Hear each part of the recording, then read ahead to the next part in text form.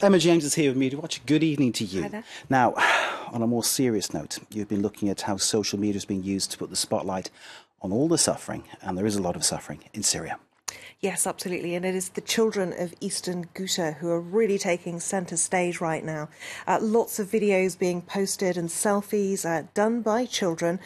This young pair of sisters, Noor and Ala Khatib, who are 10 and 8 years old, tweeted this earlier, talking about that 5-hour supposed ceasefire, saying, but there are still warplanes in the sky. Where is the ceasefire?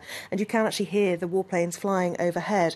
A lot of people criticising these things because you can clearly see that these children are reading the words which are in English, being held just to the side of the camera, and some really not feeling that that's appropriate. But it is certainly getting a lot of publicity and sympathy, really, for the Syrian crisis, which has gone on for so long now. It's easy to overlook it. And this kind of thing is an echo of Bana Alabed, the little girl from Syria who captured everybody's hearts. And there are other similarities too, which I'll get to in a moment. But this article in Women in the World features in particular a tweet from last week made by these two young girls. And it's been seen by 134,000 people. That's the kind of reach that these things are getting. Some people saying that these are being made up or fabricated in some way.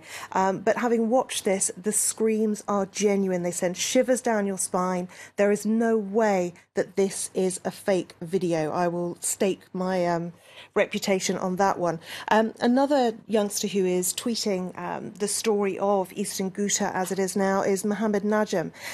He talks here about, despite the bombing, despite the death, the lack of food and medicine, he is, for one, always smiling. But he is someone who's come in for an awful lot of criticism online and a lot of claims, really, that he's not genuine.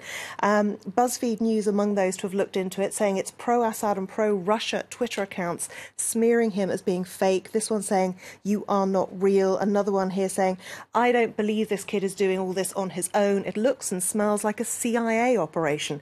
Frankly, this kid looks too preppy to be some Syrian kid living in the rubble. And as you say, you mentioned Bana Alabed, who was tweeting very famously during the siege of Aleppo. She suffered the same kind of attacks from a very organised Russian social media kind of outlet, if you like. Lots and lots of Twitter users out there targeting these people. Bana Alabed still tweeting about Syria today, even though she's no longer there, asking, will Syria be like this forever? So, Emma, this is an issue about Russian bots attacking these people to undermine them, to subvert them. That's the issue. And it's not just Russian bots. If you look at Russian media, Sputnik, which is very much a government mouthpiece, they have tweeted this article today blaming the lack of a ceasefire on militants, as they call them, or terrorists, because they say that the people who are inside Eastern Ghouta are not victims, they're not civilians trapped in hell on earth, as Antonio Guterres of the UN described it. They say they are terrorists, and that actually it is the Syrian army that has done well to contain itself and not respond to these provocations. And Sputnik journalists often insist that they're telling the truth and not being pressed to spout a certain Russian narrative. We can see how it looks, can't we? Carry on, please. One final word on these stories in particular. It's well worth taking a look at, although it is very grim reading. It's an AFP blog, Agence France Presse. It's written by a photographer of theirs, Abdelmonem Issa, who is in Syria and lives in Syria. He says, the things that I have witnessed here, I will never forget if I remain alive. And he talks in particular about this image of this young child. It's actually the child of a friend. You can see the hand outstretched. That's because he let go of the boy's hand in order to take the photograph. He said he was crying as he did it. It's really distressing stuff. Slight change of mood. Campaign here in France aiming to take the Me Too movement a step further. What's the actual plan? Yes, absolutely. Well, Me Too here in France, of course, isn't called Me Too. It's called Balance ton pot, or Squeal on Your Pig. But now we have Maintenant on agit. Now we act. It was launched today with a funky little video that we can show you now. And it's all about putting the words of Me Too, or Balance ton pot, into action. We've suffered, we've screamed, we've endured, says this video. We've protested, we've accused. Now we act. Go from outrage to action is the rallying cry. And what they're talking about here is actually raising money. This is all about getting people justice to be done, if you like. It's going to be the front page of Libération tomorrow. The whole website has pretty much been taken over by this issue already.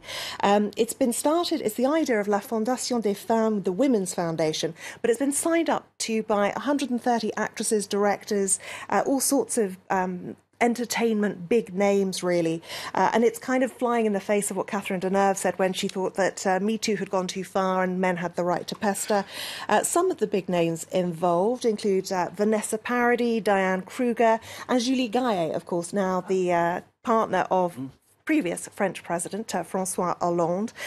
They've all got involved, as have some men. Michel Azanavicius, the director of The Artist, he's signed up to this too, so it's not just about the men. And even some of the stars from across on the other side of the Atlantic getting involved too, including Rose McGowan, one of the biggest voices involved in Me Too. They're going to be demonstrating at the César. You'll see lots of white ribbons on the red carpet.